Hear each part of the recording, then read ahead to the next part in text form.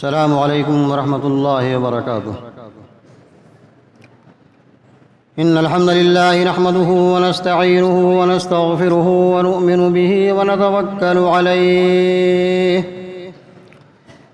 ونعوذ بالله من شرور أنفسنا ومن سيئات أعمالنا من يهده الله فلا مضل له ومن يضلله فلا هادي له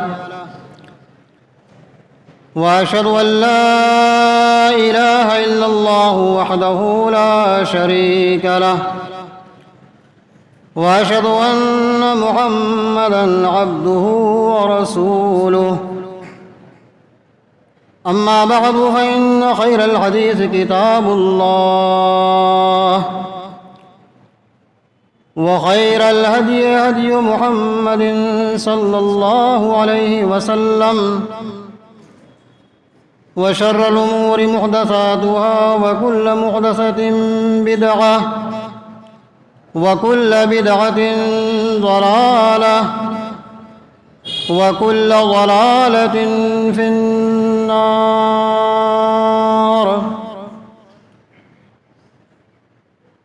أعوذ بالله من الشيطان الرجيم، بسم الله الرحمن الرحيم۔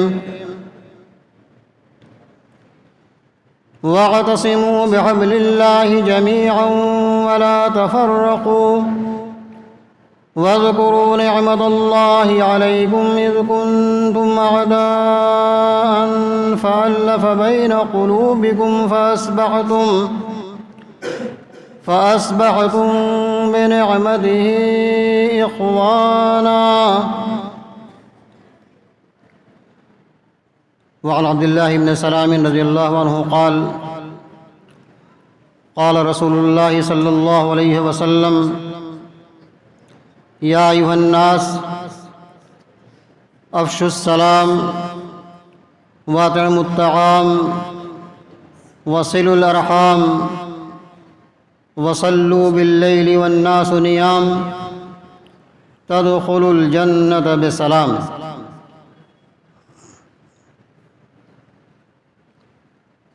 محترم حاضرین، بنارس اور قرب و جوار سے تشریف لائے ہوئے محترم اور مکرم بزرگوں اور بھائیوں، دور دراز سے تشریف لائے علماء کرام، پردہ نشین مائیں اور بہنیں، فرزندان ملت اسلامیہ،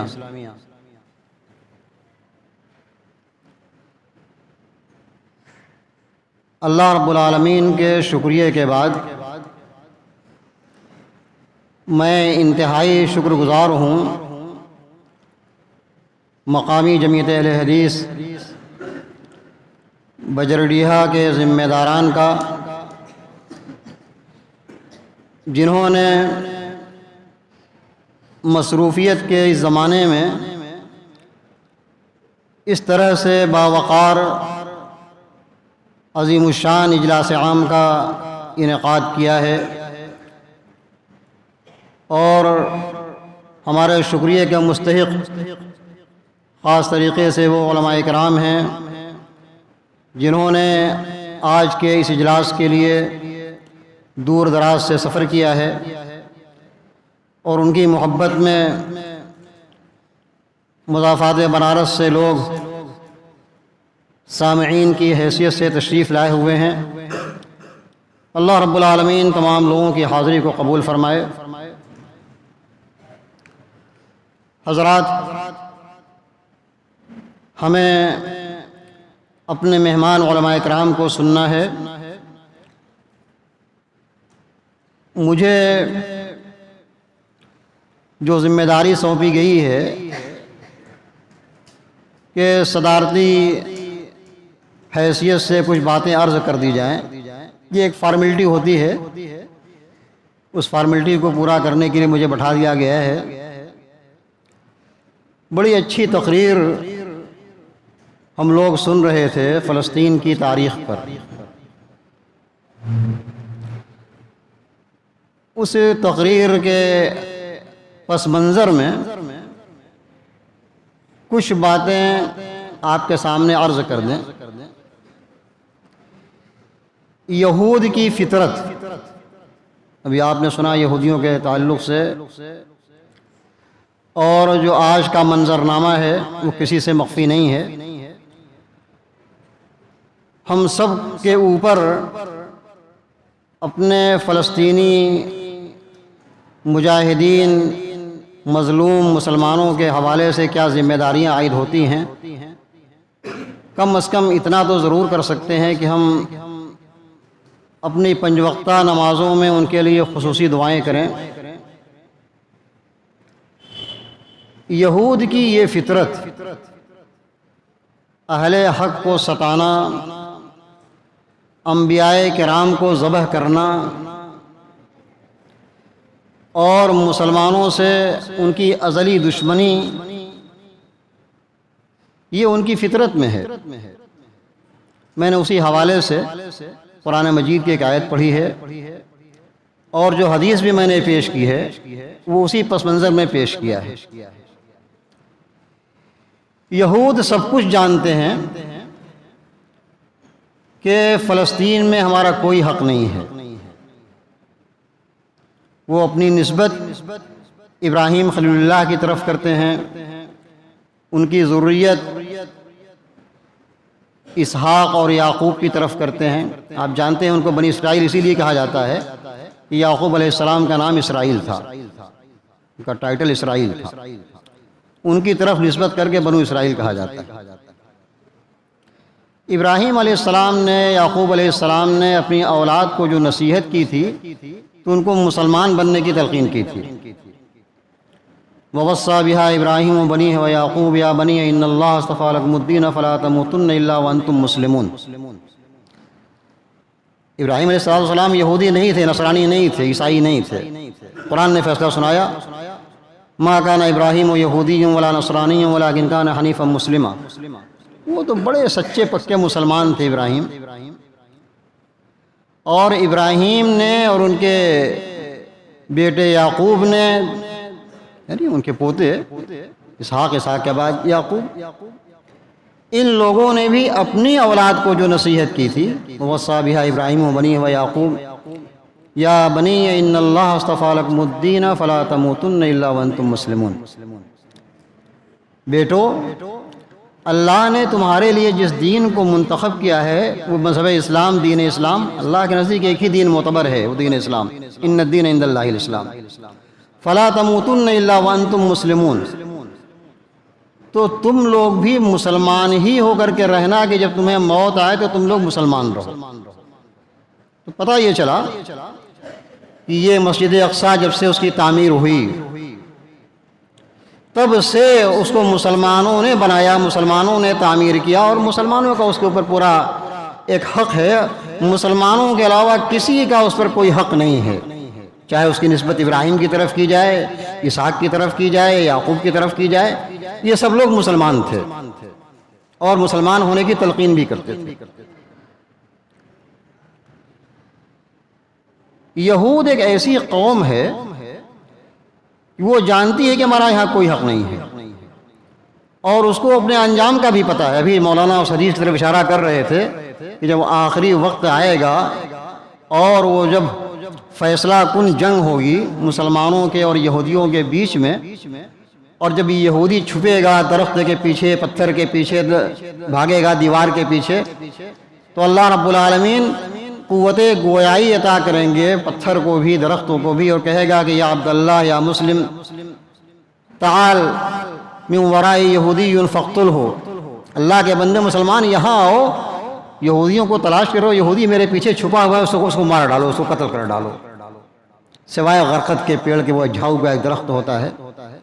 اور اس حدیث پر میں آپ کو بتاؤں، اس حدیث پر یہودیوں کو بھی بہت زیادہ یقین ہے۔ اسی لیے ابھی جو نو آبادیات جو بسائی جا رہی تھی، جو نئی نئی کالونیاں بسائی جا رہی تھیں فلسطین کے اندر یہودیوں کی، اب روزانہ دیکھتے رہے ہوں گے، ادھر چند سالوں سے یہ مشغلہ ان کا جاری ہے کہ وہاں ان کی اکثریت ہو جائے، بسایا جائے لالا کر کے ان کو، تلابیب سے. تو ان یہودیوں کو اس حدیث پر اتنا یقین ہے کہ جب وہ اپنا مکان بناتے ہیں تو وہاں جو ہے غرقد کا ایک پیڑ بھی لگا دیتے ہیں کہ اگر ہمارے لیے کوئی جائے پناہ ہوگا مستقبل میں تو یہی غرقد ہمیں جو ہے ہمیں پناہ دے گا، چھپائے گا. یہ پیڑ نہیں بتائے گا کہ میرے پیچھے یہودی چھپا ہوا ہے، ورنہ اس کے علاوہ تمام درخت اور حجر اور سب جو ہے سب بتائیں گے. میں عرض یہ کر رہا تھا کہ رسول اللہ صلی اللہ علیہ وسلم، آئیے میں بتاؤں آپ کو، یہودی بڑی عجیب قوم ہے اور اس کا مقدر یہ ہے اس کو کہیں قرار نہیں. ضربت علیہم الذلۃ والمسکنہ، ان کے اوپر ذلت و رسوائی ان کا مقدر ہے. کبھی یہاں سے بھگائے جاتے ہیں، کبھی وہاں سے بھگائے جاتے ہیں. ان کے لیے کوئی جائے پناہ نہیں دنیا کے اندر. ابھی آپ نے تاریخ سنی،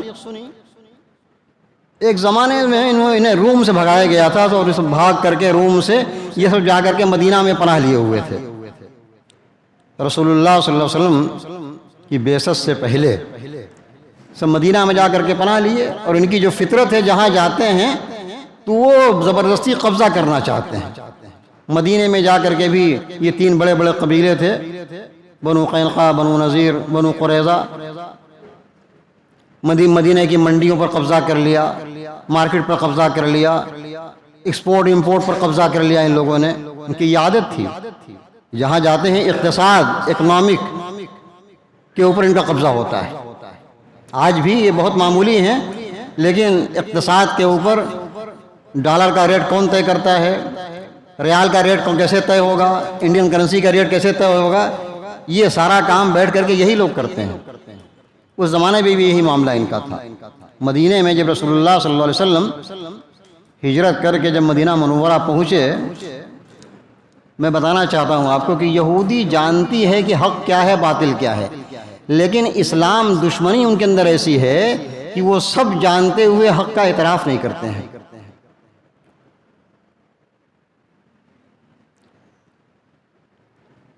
رسول اللہ صلی اللہ علیہ وسلم جب مدینہ پہنچے تو پہلے مدینہ جانے سے پہلے قباء میں آپ نے قیام کیا تھا. اماں صفیہ بنت حیی بنت ابن اخطب بیان کرتی ہیں آپ صلی اللہ علیہ وسلم کی ازواج مطہرات میں سے، بتاتی ہیں کہ جب رسول اللہ صلی اللہ علیہ وسلم قباء میں قیام کیے تو چونکہ وہ یہودی کی بیٹی تھی، حیی کی، تو ہمارے ابا اور ہمارے چچا ابو یاسر مجھے بہت چاہتے تھے. جب وہ بیٹھتے تھے ہمارے چچا اور والد صاحب تو ہم یا ہمارے ساتھ ہم گھر کے اور بچے جب جاتے تھے تو سب سے زیادہ مجھے پیار کرتے تھے، مجھے سب سے پہلے گود میں لیتے تھے. ابا بھی یہی کیا کرتے تھے، چچا بھی یہی کیا کرتے تھے. جب ہمارے چچا کو اور ابا کو پتہ چلا کہ محمد آئے ہوئے ہیں، مکہ سے قباء میں قیام کیے ہوئے ہیں، تو یہ لوگ ایک دن صبح سویرے تڑکے مدینہ سے نکل کر کے گئے قباء، اور شام ڈھلتے ڈھلتے سورج ڈوبنے کے بعد گھر واپس آئے تو بہت نڈھال تھے. اس واقعے کو غور سے سنیے گا آپ لوگ. یہودیوں کی خصلت کو جاننا ہو، میں ان کی خصلت کے تعلق سے چند واقعات آپ کے سامنے رکھنا چاہتا ہوں. یہ آج کا ان کا مزاج یہ نہیں ہے جو بے دردی سے لوگوں کو قتل کر رہے ہیں، معصوموں کو. ان کے مزاج میں فتنہ پروری ہے. جو لوگ نبیوں کو قتل کر ڈالیں، عیسیٰ علیہ السلام کو یہی لوگ تو سولی دینا چاہتے تھے اور اپنی دانش میں سولی دے دیا ان کو. تو بتاتی ہیں اماں صفیہ کہ جب ہمارے چچا اور ابا رات میں واپس آئے تو میں بھاگتی ہوئی گئی ان کے پاس. دن بھر غائب تھے وہ لوگ، تو وہ سب اتنے نڈھال تھے، اتنے مغموم تھے کہ کسی نے میری طرف کوئی توجہ نہیں کیا. مجھے بڑا عجیب سا لگا کہ ارے اس کے پہلے میں جب جاتی تھی مجھے فوراً گود میں اٹھا لیا کرتے تھے، میں بہت لاڈلی بہت دلاری تھی ان لوگوں کی، آج کسی نے ہماری طرف توجہ نہیں کی. اور اس کے بعد جب بیٹھے یہ لوگ آ کر کے گھر میں تو ہمارے چچا ابو یاسر ہمارے ابا سے پوچھتے ہیں، ابا ہمارے بڑے تھے، کہتے ہیں کہ ہوا بھائی جان کیا یہ وہی شخص ہے؟ یعنی یہ وہی نبی ہے جس کے بارے میں ہم لوگ تورات میں پڑھا کرتے ہیں، انجیل میں پڑھا کرتے ہیں، جس کے بارے میں بشارت آئی ہے کہ ایک نبی آئے گا؟ تو کہا کہ ہاں یہ وہی ہے. ہمارے ابا نے کہا کہ ہاں یہ وہی نبی ہے. کہا اکی اتعرفہ وتثبتہ، آپ اس کو اچھی طرح سے پہچانتے ہیں؟ یعنی اس کو دیکھ تاک لیا، پہچان لیا اس کو، پہچاننے کے بعد تائید کر رہے ہیں کہ ہاں یہ وہی نبی ہے؟ کہا کہ ہاں. کہا ٹھیک ہے، جب یہ وہی نبی ہے، آپ جان لیے وہی نبی ہے، تائید بھی کر رہے ہیں، فماذا فی نفسک منہ، اب آپ بتائیے کیا کریں گے؟ کیا بتا دیا جائے لوگوں کو کہ ہاں نبی آ گیا، اس کا انتظار تھا، جس کی بشارت سنائی گئی تھی تورات کے اندر؟ کیا آپ اس پر ایمان لے آئیں گے؟ ہم اس پر ایمان لے آئیں؟ کیا کریں گے آپ؟ یہ دیکھیے، یہ ہے یہودیت. یہودیت یہ ہے کہ یہ ہوئی جو ہے کہہ رہا ہے کہ ہاں یہ وہی نبی ہے، میں نے اس کو اچھی طرح سے جانچ پر رکھ لیا ہے. جب اس کا بھائی پوچھتا ہے ابو یاسر کہ آپ کیا کریں گے اب، تو کہتا ہے عداوتہ واللہ ما بقیت، اللہ کی قسم میں جب تک زندہ رہوں گا اس کے ساتھ ہماری دشمنی برقرار رہے گی، یہ ہمارا دشمن رہے گا. سب کچھ جان رہا ہے، لیکن اسی کو یہودیت کہا جاتا ہے. یہودیوں کے ایک بڑے عالم تھے، صحیح بخاری شریف کی روایت میں نے آپ کے سامنے پڑھی، بڑے عالم تھے عبداللہ ابن سلام. جب رسول اللہ صلی اللہ علیہ وسلم قباء میں چند روز قیام کرنے کے بعد جب مدینہ پہنچے، اپنے ننیحال میں بنو نجار کے پاس، تو عبداللہ ابن سلام چونکہ ایک بڑے اہل کتاب کے عالم تھے، بڑے یہودی عالم تھے، انہوں نے پڑھا تھا تورات کے اندر کہ نبی آئے گا ایک، اس کی یہ نشانیاں ہیں. تو کہا کہ میں گیا ان کے پاس، اللہ کے نبی صلی اللہ علیہ وسلم کے پاس میں آیا، اور میں نے چند ایسے سوالات کیے جس کا جواب سوائے نبی کے اور کوئی نہیں دے سکتا. میں نے وہ سوالات کیے ان سے، آپ کا چہرہ انور دیکھا، نشانیوں کو دیکھا، اور جو مجھے سوالات کے معقول جواب مل گئے تو میں نے سمجھ لیا کہ یہ چہرہ جو ہے جھوٹا نہیں ہو سکتا. ھذا الوجہ لیس بوجہ کذاب. اور اس کے بعد پھر میں ایمان لے آیا، اشہد ان لا الہ الا اللہ وانک عبدہ ورسولہ، اے اللہ کے نبی آپ اللہ کے نبی ہیں، برحق ہے میں آپ پر ایمان لے آتا ہوں. لیکن اس کے ساتھ ساتھ انہوں نے ایک یہودیوں کی خصلت بتائی. کہا میں آپ کو ایک بات بتاؤں، اگر یہودیوں کو پتہ چل جائے کہ یہ عبداللہ ابن سلام مسلمان ہو گیا ہے تو میرے بارے میں بڑی بہتان ترازی کریں گے، اس لیے آپ میرے اسلام کے بارے میں انہیں بھی مت بتائیے، پہلے ان سے ہمارے بارے میں پوچھئے کہ میں کون ہوں، کیا ہوں، اس سے پہلے کہ وہ ہمارے اسلام کے بارے میں جان سکیں. کہا اچھا. نبی صلی اللہ علیہ وسلم کا ابھی سابقہ پہلا تھا یہودیوں سے. مکہ مکرمہ میں یہودی نہیں تھے، مکہ مکرمہ میں ایک ہی صنفی تھی، یا مسلمان تھے یا مشرک تھے. اور مدینہ جانے کے بعد مختلف قسم کے لوگ ملے، یہودی بھی ہیں، مشرک بھی ہیں، منافق بھی ہیں، مسلمان بھی ہیں، انصار بھی ہیں، مہاجرین بھی ہیں. تو آپ کو یہودیوں کے بارے میں کوئی تجربہ نہیں تھا؟ عبداللہ ابن سلام نے کہا کہ ایسی بات ہے، یہ بڑی فتنہ پرور قوم ہے. ان الیہود قوم بہت، یہود بڑی فتنہ پرور قوم ہے. وہ خود بھی یہودی تھے، اپنے قوم کے بارے میں اچھی طرح سے جانتے تھے. آپ کہتے ہیں نا گھر کا بھیدی ڈنگ وہ جو ہے لنکا ڈھائے، تو گھر کے بارے میں اچھی طرح سے جانتے تھے. نبی صلی اللہ علیہ وسلم نے یہودیوں کو بلوایا. عبداللہ ابن سلام مکان میں پیچھے چلے گئے، چھپ گئے. یہودی آئے، علیہ سلیک ہوا. آپ نے پوچھا یہودیوں سے کیف فیکم عبداللہ ابن سلام، عبداللہ ابن سلام تم میں کیسا آدمی ہے؟ اب سنیے، یہ یہودی خصلت کو دیکھیے آپ. صحیح بخاری کی روایت میں سنا رہا ہوں آپ لوگوں کو. کہا ارے عبداللہ ابن سلام کے بارے میں آپ پوچھ رہے ہیں؟ سیدنا وابن سیدنا وافضلنا وابن افضلنا عالمنا وابن عالمنا. ارے ان کے بارے میں کیا پوچھ رہے ہیں؟ وہ تو ہمارے سب سے بڑے عالم ہیں اور ہمارے سب سے بڑے عالم کے بیٹے ہیں. وہ تو ہمارے سردار ہیں اور سردار کے بیٹے ہیں. ہم لوگوں میں سب سے افضل ہیں، سب سے بہتر ہیں اور سب سے بہتر باپ کے لڑکے ہیں. اچھا یہ بتاؤ کہ اگر عبداللہ ابن سلام اسلام لے آئیں، مسلمان ہو جائیں، تو تم لوگ کیا کہتے ہو ان کے بارے میں؟ کہا اعاذہ اللہ منہ، اللہ تعالیٰ اس کو محفوظ رکھے اسلام سے، یعنی اس نئے دین سے محفوظ رکھے. کیسے وہ مسلمان ہو جائیں گے؟ وہ بہت بڑے عالم ہیں. وہ 3 بار کہا اللہ تعالیٰ محفوظ رکھے، اللہ تعالیٰ محفوظ. جب اتنی باتیں ہو گئیں تو عبداللہ ابن سلام نکلے پردے کے اوٹ سے، کہا کہ اشہد ان لا الہ الا اللہ واشہد ان محمدا عبدہ ورسولہ. کہا میں اپنے مسلمان ہونے کا اعلان کرتا ہوں، اللہ کے علاوہ کوئی معبود برحق نہیں، میں اسی گواہی دیتا ہوں، اور یہ محمد صلی اللہ علیہ وسلم یہ اللہ کے سچے رسول ہیں، یہ وہی نبی ہیں جس کا ہم لوگوں کو انتظار تھا. اب دیکھیے یہودی مزاج، اب کیا کہہ رہے ہیں؟ یہ عبداللہ شرنا وابن شرنا، یہ تو ہم میں سب سے بدترین شخص ہے، یہ بڑا برا شخص ہے، یہ تو بدترین باپ کا بیٹا ہے یہ. اور طرح طرح کی باتیں ان کے بارے میں کہیں.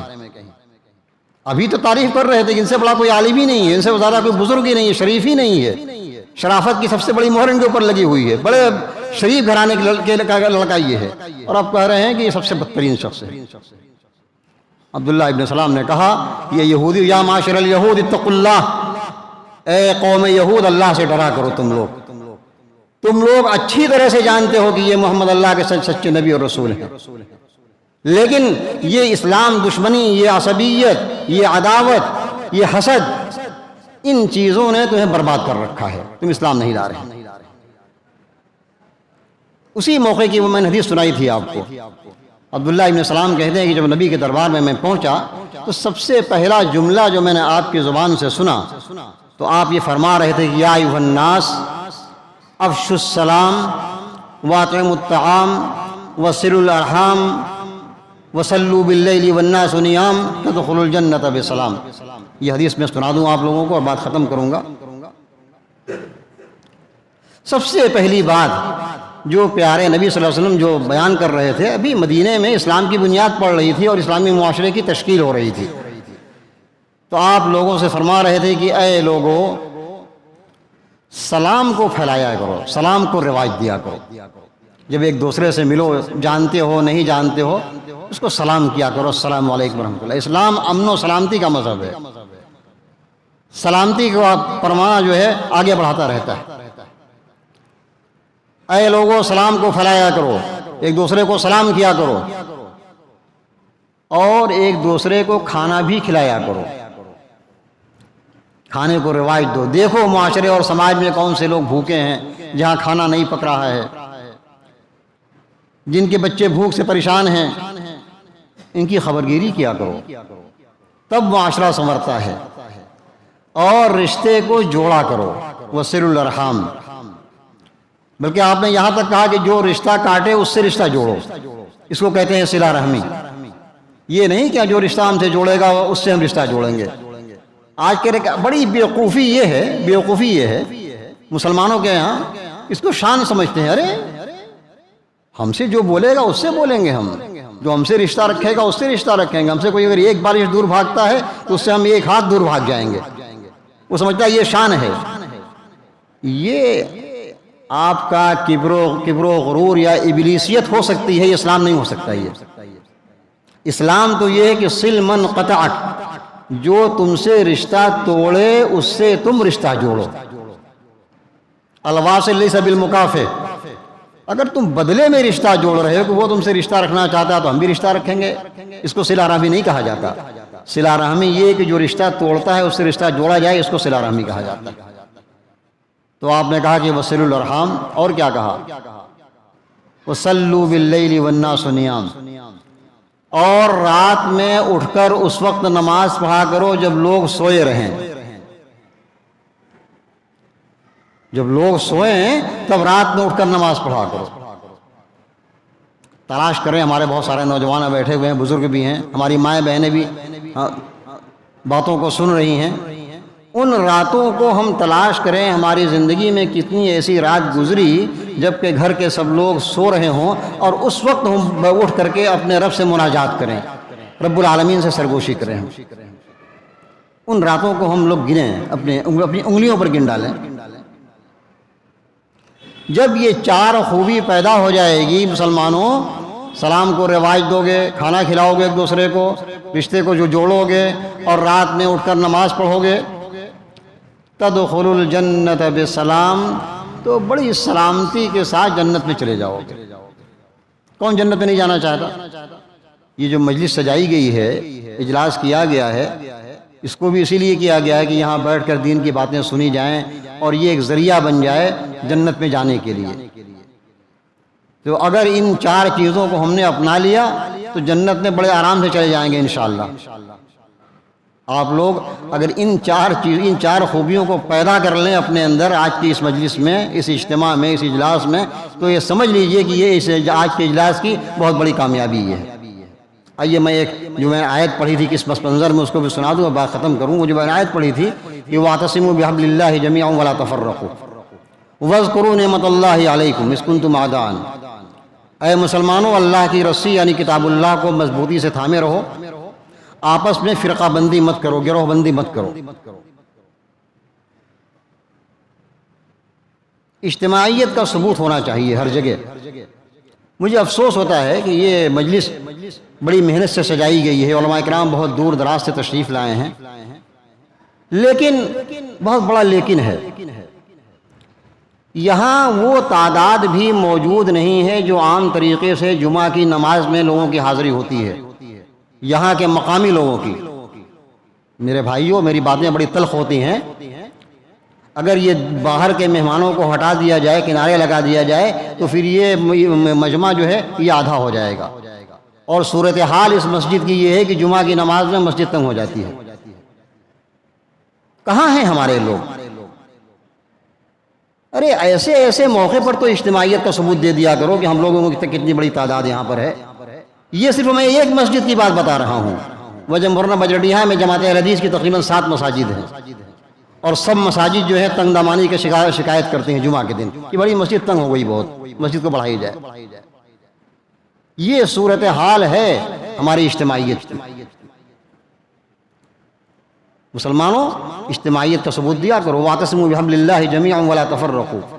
اور جو میں بات کہنا چاہتا تھا، وَاذْكُرُوا نِعْمَتَ اللَّهِ عَلَيْكُمْ إِذْ كُنتُمْ أَعْدَاءً، اور اللہ کی اس بڑی نعمت کو یاد کرو جب تم لوگ دشمن تھے، خانے میں بٹے ہوئے تھے، تو اللہ تبارک و تعالیٰ نے تمہارے دلوں کو جوڑ دیا، تم بھائی بن گئے۔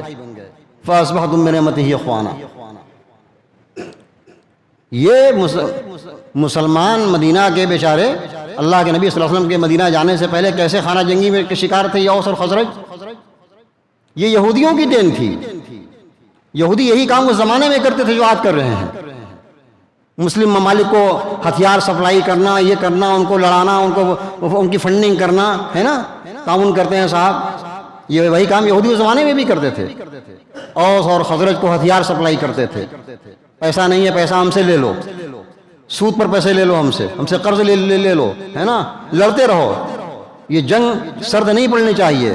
اس میں سے کچھ لوگ دوست بن گئے اوس کے، کچھ دوست بن گئے خزرج کے، اور یہ سلسلہ برابر چلتا رہا۔ لیکن جب اسلام آیا، اللہ کی فضل سے بھائی بن گئے۔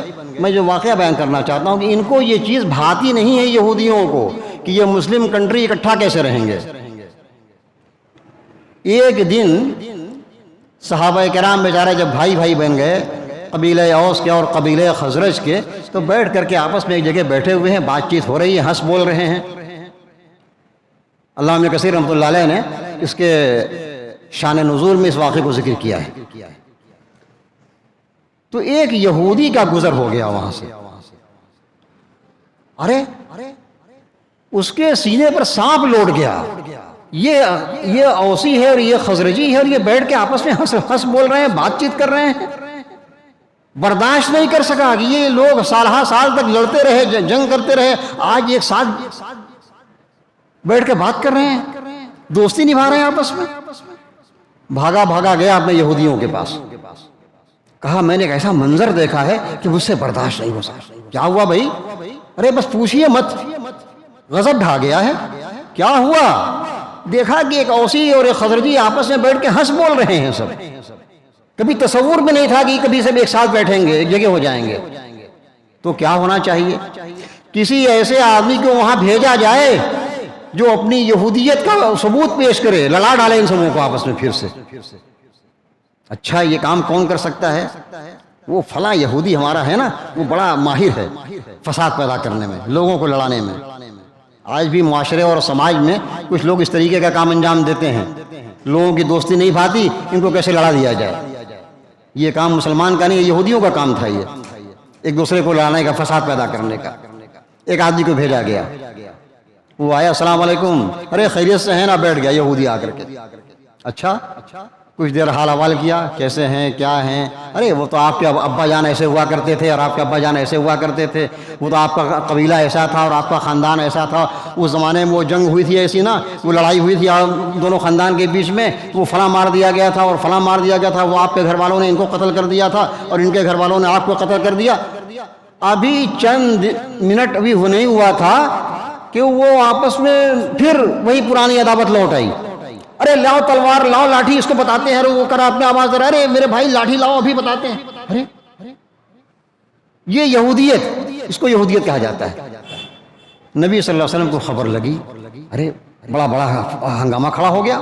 کیا ہوا؟ ایسی سی بات ہے، آپس میں مرنے کٹنے کے تیار ہیں. وہ اپنے خاندان کو بلا رہا ہے، وہ اپنے خاندان کو بلا رہا ہے. آپ بھاگے بھاگے آئے. کہا اللہ میں ابھی زندہ ہوں، میں ابھی موجود تم لوگوں کے بیچ میں ہوں، اور ابھی تمہاری جہالت اور عداوت لوٹ آئی تم لوگوں کی. وَأَنَا بَيْنَ ظَهْرَانِكُمْ، یہ کیا ہو گیا تم لوگوں کو؟ اور پھر انہوں نے اسلام کی نعمت کو گنایا اور اسلام کی بھائی چارگی کو گنایا. اور اسی موقع پر علامہ ابن کثیر رحمۃ اللہ علیہ نے لکھا کہ اسی موقع پر یہ آیت کریمہ نازل ہوئی، وَاذْكُرُوا نِعْمَتَ اللَّهِ عَلَيْكُمْ إِذْ كُنْتُمْ أَعْدَاءً فَأَلَّفَ بَيْنَ قُلُوبِكُمْ. اللہ کی نعمت کو یاد کرو کہ تم لوگ خانے میں بٹے ہوئے تھے، دشمنی تھی تمہاری درمیان، اور اللہ نے تم لوگوں کو بھائی بھائی بنا دیا. یہ اللہ کی بہت بڑی نعمت تھی. اگر سارا خزانہ خرچ کر کے بھی اس محبت کو حاصل کرنا چاہتے، نہیں حاصل کر سکتے. تو قرآن نے بتایا. تو میرے بھائیو، یہ میں نے یہودیوں کے 3 واقعات آپ کو بتائے ہیں. تو حالات سے ہمیں بددل نہیں ہونا چاہیے.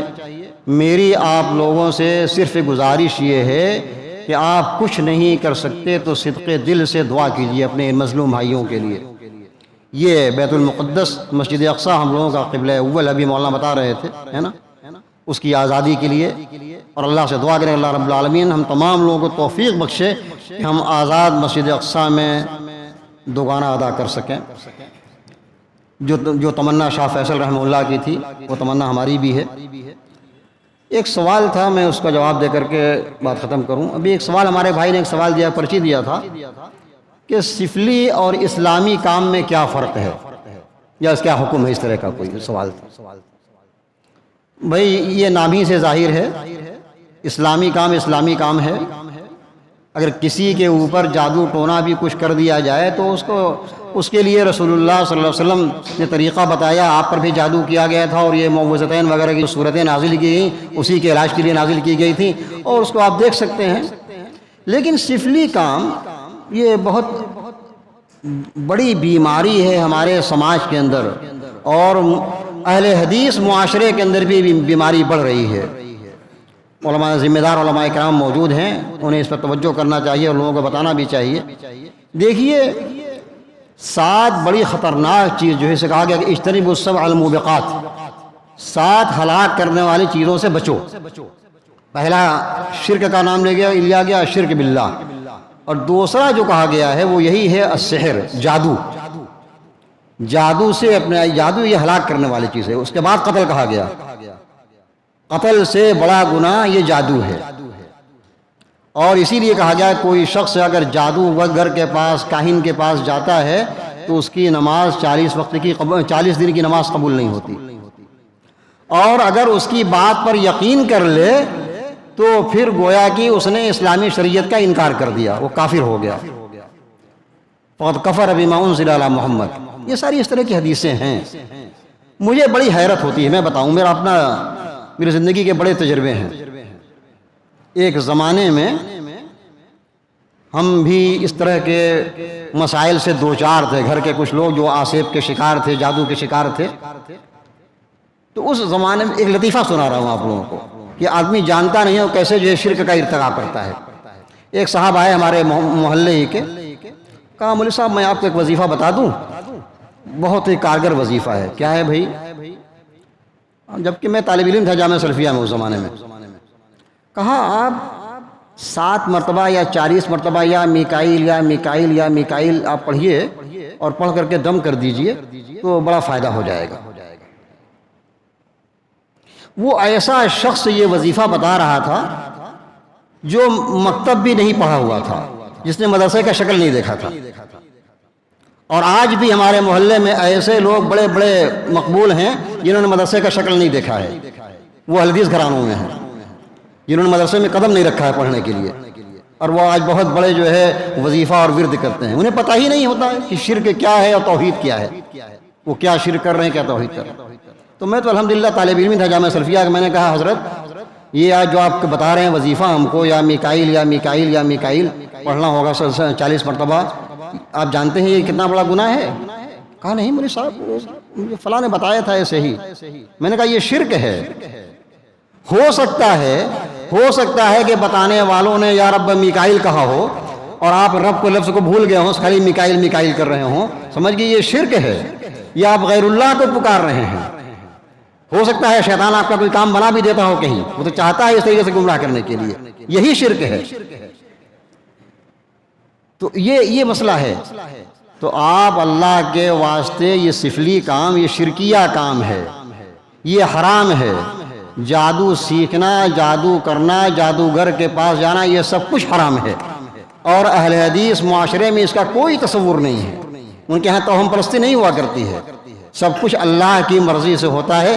جب تک اللہ کی مرضی، اگر پوری حدیث میں آتا ہے نا پوری کائنات مل کر کے آپ کو نفع پہنچانا چاہے، نفع نہیں پہنچا سکتے ہیں جب تک اللہ کی مرضی نہ ہو. اور دنیا کے تمام لوگ مل کر کے آپ کو نقصان پہنچانا چاہیں، آپ کو نقصان نہیں پہنچا سکتے الا ما قد كتب اللہ علیہ، جب تک اللہ رب العالمین نے آپ کے مقدر میں نقصان نہیں لکھ رکھا ہے. بیماری نہیں لکھ رکھی ہے، آپ کوئی بیماری نہیں آ سکتی. سمجھ گئے نا؟